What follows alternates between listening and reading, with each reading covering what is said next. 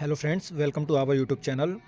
आज मैं mechatronic system का unit number 2 sensors and transducer का वन शॉट लेकर आया हूँ।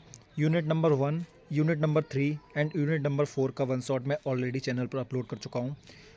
जिस किसी का भी कल पेपर है AK2 का बीटेक वाले स्टूडेंट्स जो मैकेनिकल इंजीनियर के हैं, थर्ड ईयर के 5th सेम के, वो सब इस वीडियो को देख सकते हैं, क्योंकि मैकाट्रॉनिक्स का AK2 के हिसाब से जो सिलेबस है वो सिर्फ मैं ही क्या कहते हैं अपलोड कर रहा हूँ यूट्यूब पे। आपको वीडियोस नहीं मिलेंगी उसकी, और ना ही इसका मार्केट में क्वांटम अवेलेबल है।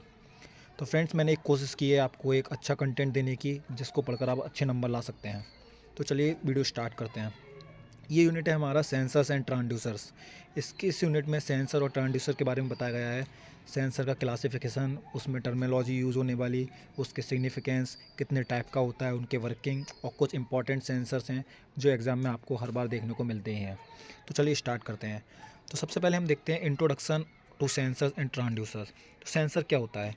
Sensor a device that detects physical phenomena, temperature, pressure, light and convert it into measurable signals. Friends, sensor एक ऐसी डिवाइस है जो फिजिकल फिनोमेना जैसे कि टेम्परेचर, प्रेशर और लाइट को डिटेक्ट करता है और इसको एक मेजरेबल सिग्नल्स में कन्वर्ट करता है। Measurable signals means electrical signal में कन्वर्ट करता है। फ्रेंड्स, हमारा ट्रांसड्यूसर क्या होता है? Transducer a broader term for device that converts energy from one form to another. Friends, transducer भी एक हमारा डिवाइस है जो एक एनर्जी को दूसरी एनर्जी में कन्वर्ट कर रहा है। सेंसर क्या था? सेंसर एक हमारा डिवाइस था जो फिजिकल फिनोमेना को कन्वर्ट कर रहा था मेजरेबल सिग्नल में, लेकिन ट्रांसड्यूसर हमारा वन फॉर्म ऑफ एनर्जी को कन्वर्ट कर रहा है into another form of energy. Friends, ये लाइन आप याद रखिएगा कि all the sensors are transducers but not all the transducer are sensor. जितने भी सेंसर हैं हमारे वो सब ट्रांसड्यूसर कहलाते हैं, लेकिन जितने भी ट्रांसड्यूसर हैं वो हमारे सेंसर्स नहीं कहलाते हैं। तो हम देखते हैं classification of sensors and transducers. तो फ्रेंड्स, सबसे पहला क्लासिफिकेशन हमने किया है based on the energy requirement. तो इसके अंदर हमारे दो सेंसर्स आते हैं, एक एक्टिव सेंसर्स और दूसरा आता है पैसिव सेंसर्स। तो सबसे पहले हम देखते हैं एक्टिव सेंसर क्या होता है। Active sensor generate their own electrical signals without external power. Friends, जो हमारे एक्टिव सेंसर होते हैं वो अपनी इलेक्ट्रिकल सिग्नल खुद से जनरेट करते हैं without any use of external power. इसका एग्जांपल है पीजो इलेक्ट्रिक सेंसर। फ्रेंड, जो हमारे पैसिव सेंसर्स होते हैं वो require external power to operate. उनको एक्सटर्नल पावर की रिक्वायरमेंट होती है ऑपरेट होने के लिए। इसका एग्जांपल है रजिस्टेंस टेम्परेचर डिटेक्टर्स RTDS। अगला हम देखते हैं classification based on the measurable quantity. इसमें सबसे पहले फ्रेंड्स हमारा आता है टेम्परेचर सेंसर्स। टेम्परेचर सेंसर्स कौन से होते हैं? जो टेम्परेचर को सेंस करते हैं या फिर मेज़र करने में हेल्प करते हैं। फ्रेंड्स, इसके एग्जांपल है हमारे पास थर्मोकपल्स और RTDs। अगला आता है हमारा प्रेशर सेंसर। प्रेशर सेंसर्स कौन से होते हैं? जो प्रेशर सेंस करने में हेल्पफुल होते हैं वो हमारे प्रेशर सेंसर्स कहलाते हैं। इसका एग्जांपल हो गया वार्डन ट्यूब्स, स्ट्रेन और गेजेस। अगला आता है हमारा displacement sensor. Displacement sensor friends कौन से होते हैं? जो हमारे सेंसर्स डिस्प्लेसमेंट को सेंस करते हैं कि कोई ऑब्जेक्ट ने कितना अपनी पोजीशन से दूसरी पोजीशन पर डिस्प्लेस हुआ, उसको कौन सेंस करेगा? उसको सेंस करेगा डिस्प्लेसमेंट सेंसर। तो इसका एग्जांपल है हमारे पास linear variable differential transformer, LVDTs और पोटेंशियोमीटर। फ्रेंड्स, मैं आपको एक सजेशन दूंगा कि ये LVDT के बारे में आप डिटेल में पढ़ लीजिएगा, क्योंकि यहाँ पे आपको 7 नंबर का क्वेश्चन पक्का देखने को मिलेगा LVDT का इस चैप्टर से। फ्रेंड्स, हमारे पास इतना टाइम अभी नहीं है, इसलिए मैं इसको पूरा डिस्क्राइब नहीं करूँगा LVDT को, लेकिन आपको मैंने एक हिंट दे दिया। LVDT के बारे में आप अच्छे से पढ़ लीजिएगा किसी भी बुक से। फिर हमारे पास आता है चौथे नंबर पर proximity sensor. Friends, detect the pressure और एब्सेंस ऑफ ऑब्जेक्ट। जो प्रॉक्सिमिटी सेंसर्स होते हैं वो डिटेक्ट करते हैं किसी ऑब्जेक्ट की प्रेजेंस या फिर एब्सेंस। इसके एग्जांपल हम देख लेते हैं inductive and capacitant proximity sensor. इसमें भी मैंने आपको एक ऊपर बताया था LVDT सेंसर, और एक है कैपेसिटेंट सेंसर। इसके बारे में भी आप थोड़ा डिटेल में देख लीजिएगा, क्योंकि ये भी पूछा जा सकता है। फिर हम देखते हैं अपना नेक्स्ट क्लासिफिकेशन सेंसर का बेस्ड ऑन आउटपुट सिग्नल्स। इसमें पहला है हमारा फ्रेंड्स एनालॉग सेंसर। जो हमारा एनालॉग सेंसर क्या होता है? Analog sensor provides a continuous output signal. Analog sensor होते हैं फ्रेंड्स जो हमें कंटिन्यूस हमें प्रोवाइड करते हैं, हमारा जो आउटपुट होता है वो कंटिन्यूसली हमें प्रोवाइड करते हैं एनालॉग सेंसर। एग्जांपल इसका थर्मिस्टर हो गया। और जो डिजिटल सेंसर होते हैं फ्रेंड्स, वो हमारा जो आउटपुट होता है वो डिस्क्रीट फॉर्म में प्रोवाइड करते हैं, डिस्क्रीट सिग्नल प्रोवाइड करते हैं, मतलब ऑन ऑफ। ये यहाँ पे हमें कंटिन्यू सप्लाई नहीं मिलेगी आउटपुट में, जबकि हमारा क्या कहते हैं जो एनालॉग सेंसर है वो कंटिन्यू आउटपुट सिग्नल देगा। तो फ्रेंड्स, चलिए मैं आपको जल्दी से इसका एक क्विक रिवीजन करा देता हूँ। क्लासिफिकेशन में हमने क्या क्या पढ़ा, ताकि आप इसमें कंफ्यूज ना हो। क्लासिफिकेशन सबसे पहले हमने पढ़ा था बेस्ड ऑन एनर्जी रिक्वायरमेंट। इसमें हमने दो तरीके के सेंसर पढ़े थे, एक्टिव सेंसर और पैसिव सेंसर। एक्टिव सेंसर क्या कहते हैं, इसमें खुद का क्या कहते हैं इलेक्ट्रिकल सिग्नल जनरेट कर रहे थे without any use of external power. Passive sensor क्या कर रहे थे, इनको पावर एक्सटर्नल पावर की जरूरत पड़ रही थी ऑपरेट होने के लिए। अगला क्लासिफिकेशन था बेस्ड ऑन मेजरेबल क्वांटिटी। इसमें हमारे कुछ मेजरेबल क्वांटिटी को मेजर करने के लिए सेंसर थे, जैसे कि temperature sensor, pressure sensor, displacement sensor, proximity sensor, इतने थे। और इसमें हमारा थर्ड जो क्लासिफिकेशन था वो बेस्ड ऑन आउटपुट सिग्नल था, एनालॉग सेंसर और डिजिटल सेंसर। एनालॉग सेंसर में क्या था, जो हमारा आउटपुट है वो कंटिन्यूस आउटपुट सिग्नल प्रोवाइड हो रहा था, और डिजिटल सिग्नल में हमारा जो आउटपुट था वो डिस्क्रीट फॉर्म में प्रोवाइड हो रहा था, मतलब ऑन ऑफ की उसमें प्रोवाइड हो रहा था। मान लीजिए कि कोई ऑन हुआ फिर ऑफ हुआ, ऑन हुआ ऑफ हुआ, मतलब कंटिन्यूस सप्लाई आउटपुट की नहीं थी यहाँ पे। तो इसका एग्जांपल था हॉल इफेक्ट सेंसर। अब हम देख लेते हैं characteristics of sensors. Characteristics of sensors में हम इसके परफॉर्मेंस टर्मिनोलॉजी पे बात करेंगे। सबसे पहला हमारा है स्टैटिक करेक्टरिस्टिक्स। ये एग्जाम में आपसे पूछी जाएगी। इसकी दो कंडीशन होती हैं, एक स्टैटिक करेक्टरिस्टिक्स होती है और दूसरा डायनेमिक करेक्टरिस्टिक्स होती है। इनके बीच में डिफरेंस भी आ सकता है, उनको डिस्क्राइब करने के लिए भी आ सकता है 7 नंबर में। तो सबसे पहले चलिए हम देखते हैं स्टैटिक करेक्टरिस्टिक्स। स्टैटिक करेक्टरिस्टिक्स सबसे पहले इसमें है एक्यूरेसी। एक्यूरेसी क्या होता है, closeness to the measurable value to the true value. Accuracy friend जितनी अच्छी सेंसर की होती है वो सेंसर उतना अच्छा माना जाता है। Closeness of the measurable value, जितनी उसने मेजर की वैल्यू वो कितना ट्रू वैल्यू से क्लोज है, वो हमारा एक्यूरेसी कहलाता है। प्रिसीजन, ये होता है रिपीटेडली ऑफ मेजरमेंट्स, कितनी जल्दी से वो रिपीटली मेजरमेंट को रिपीटली कर सकता है। Resolution, smallest change in input date can be detected. Resolution क्या होता है फ्रेंड, स्मॉलेस्ट चेंज होता है हमारे इनपुट में जो हम डिटेक्ट कर सकते हैं, date can be detected. Sensitivity क्या होता है, sensitivity change in output per unit change in input. Friend जो हमारा सेंसिटिविटी होता है वो कितनी जल्दी आउटपुट में चेंज हो रहा है पर यूनिट जितना हमारा इनपुट में चेंज हो रहा है, वो हमारा सेंसिटिविटी कहलाता है। फिर आता है हमारा लीनियरिटी। लीनियरिटी क्या होता है, deviation of output from an ideal straight line. ये एक तरीके का डेविएशन होता है आउटपुट का from an ideal straight line. जो हमारी एक स्ट्रेट लाइन होती है उसमें कितना डेविएशन आया आउटपुट में, वो हमारा लीनियरिटी कहलाता है। फिर आता है हमारा डायनेमिक करेक्टरिस्टिक्स। डायनेमिक करेक्टरिस्टिक में सबसे पहला है हमारा response time. Time taken by sensor to reach a stable output.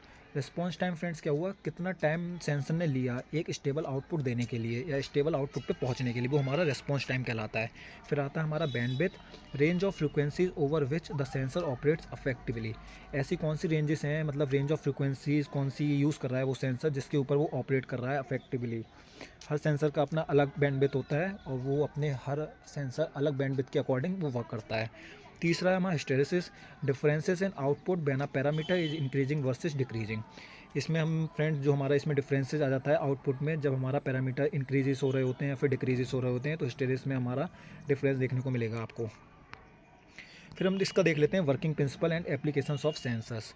तो फ्रेंड्स वर्किंग प्रिंसिपल में हम इसके एक एक सेंसर इंपॉर्टेंट वाले लेंगे जो एग्जाम में आएंगे। मैं इसमें आपको एक शॉर्ट रिवीजन दे रहा हूँ, तो आप मेरा ये सजेशन है आपको क्या कि आप गूगल कर लीजिए, फिर क्या कहते हैं किसी बुक से इसको थोड़ा डिटेल पढ़ लीजिए, क्योंकि आपको 7 नंबर में अच्छा खासा डिटेल में लिखना पड़ेगा।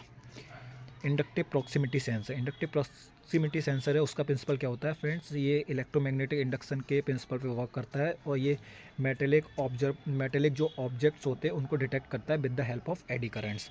तो इसका एप्लीकेशन हम देख लेते हैं। ऑटोमेटेड असेंबली लाइंस में इसका एप्लीकेशन यूज़ करते हैं हम, मेटल डिटेक्शन सिस्टम में यूज़ करते हैं। फिर हमारा आता है कैपेसिटिव प्रॉक्सिमिटी सेंसर। इसका प्रिंसिपल क्या होता है friends, detect change in capacitance caused by the presence of object. Friends ये हमारे डिटेक्ट करता है सेंसर जब हमारा कैपेसिटेंस में चेंज आता है। ठीक है फ्रेंड, तो वही मैंने लिख रखा है, detect change in capacitance caused by the presence of objects. इसके एप्लीकेशन देख लेते हैं। Plastic and non metal detection, liquid level measurement. Eddy current हम मेटल के लिए यूज़ कर रहे थे, लेकिन ये वाला जो हमारा सेंसर है कैपेसिटिव प्रॉक्सिमिटी सेंसर, ये हम प्लास्टिक और नॉन मेटल डिटेक्शन दोनों के लिए यूज़ कर सकते हैं, क्योंकि यहाँ पे एडी करंट का प्रोडक्शन से हम चेक नहीं कर रहे हैं, यहाँ पे हम कैपेसिटेंस में जो चेंज आ रहा है उसकी वजह से हम ऑब्जेक्ट का प्रेजेंस या एब्सेंस का पता लगा रहे हैं। अगला हमारा है फोटो इलेक्ट्रिक सेंसर। इसका प्रिंसिपल क्या होता है friends, use light beams to detect object. Photo electric जो सेंसर होता है वो लाइट बीम को यूज़ करता है किसी भी ऑब्जेक्ट को डिटेक्ट करने के लिए। इसके टाइप्स हैं हमारे हैं रिफ्लेक्टिव, थ्रो बीम, और इसके एग्जांपल और या फिर एप्लीकेशन कहाँ कहाँ यूज़ होता है तो हम देख सकते हैं। कन्वेयर बेल्ट सिस्टम में यूज़ होता है, ऑब्जेक्ट काउंटिंग में यूज़ होता है। अगला जो सेंसर है हमारा वो है अल्ट्रासोनिक सेंसर। इसका प्रिंसिपल क्या है, emits ultrasonic waves and detects reflected signals to measure distance.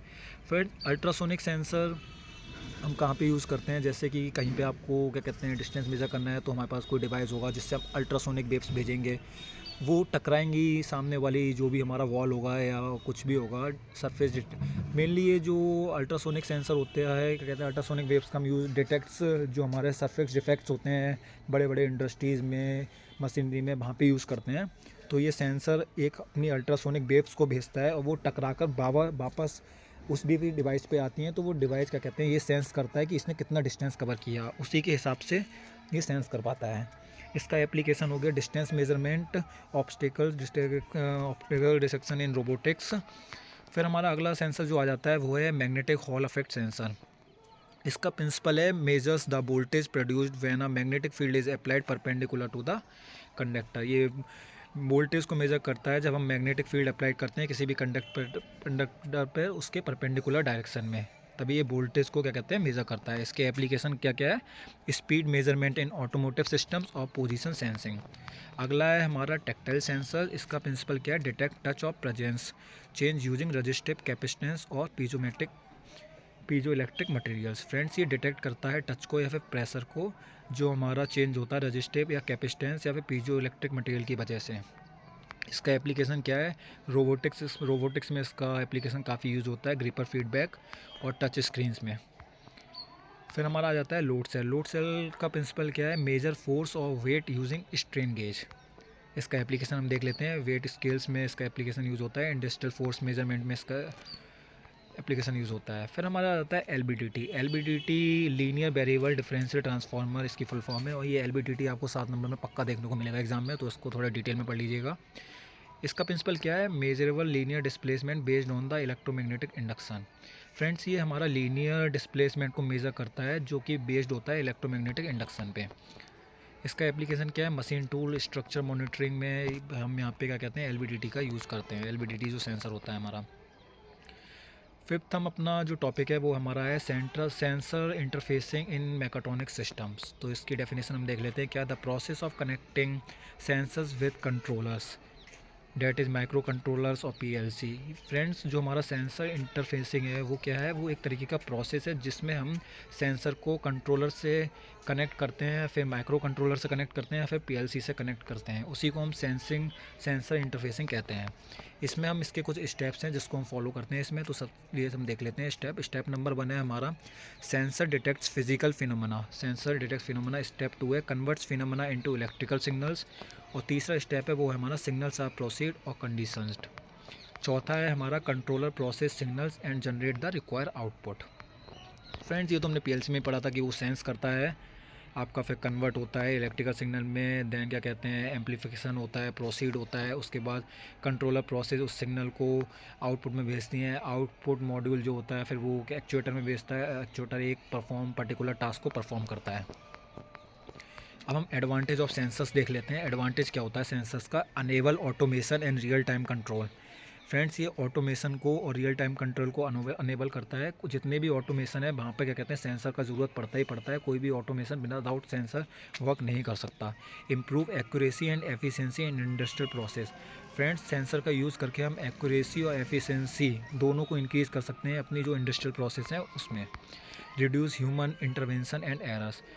ये फ्रेंड्स ह्यूमन इंटरवेंशन और एरर को भी रिड्यूस करता है। जैसे कि आप कहीं पे भी सेंसर्स लगा दीजिए तो वहाँ पर आपको एक क्या कहते हैं एक आदमी की कमी हट गई, वहाँ पर हमने सेंसर लगा के काम चला लिया, तो यहाँ पे क्या हुआ, ह्यूमन था या फिर लेबर था उसको मैं रिड्यूस कर दिया। और जो फ्रेंड्स एक ह्यूमन एरर कर सकता है, गलती हर किसी से हो जाती है, लेकिन सेंसर मशीन से भी गलती होती है, लेकिन वो एरर क्या कहते हैं हम सेंसर का यूज़ करके बहुत ही कम कर देते हैं। ह्यूमन होगा तो वहाँ पे एरर होने के जो क्या कहते हैं संभावनाएं रहती हैं वो ज़्यादा रहती हैं, लेकिन क्या कहते हैं जब हम सेंसर का यूज़ करते हैं तो वहाँ पर एरर्स होने की संभावनाएं कम रहती हैं। जहाँ इसके एडवांटेज है वहीं इसके कुछ डिसएडवांटेज भी हैं सेंसर्स के। ऐसा नहीं कि सेंसर्स को लगा के सिर्फ एडवांटेज ही एडवांटेज है, आपको डिसएडवांटेज भी देखने को मिलेंगे। तो सबसे पहला इसका डिसएडवांटेज है sensitive to environmental condition like temperature and humidity.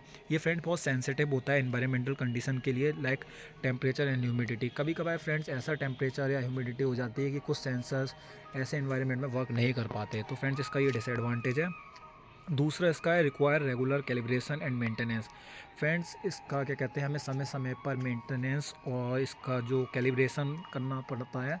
जैसे कि कोई सेंसर प्रॉपर आपको वैल्यू नहीं दे रहा है, वो काफ़ी टाइम चलते चलते अपने जो जिस वैल्यू पर वो डिसाइड किया गया है, फिर जिसके लिए डिसाइड किया गया है उस वैल्यू से वो थोड़ा उसमें अप एंड डाउन देखने को मिल जाता है, प्लस माइनस। तो इसको हमें कैलिब्रेट करके दोबारा इसको एक्चुअल वैल्यूज़ पे हमें लाना होता है। और उसका मेंटेनेंस भी काफ़ी दिक्कत भरा होता है, क्योंकि जो सेंसर्स होते हैं उसको एक प्रॉपर एक एजुकेटेड बंदा जो सेंसर के बारे में नॉलेज रखता है उसकी ज़रूरत होती है।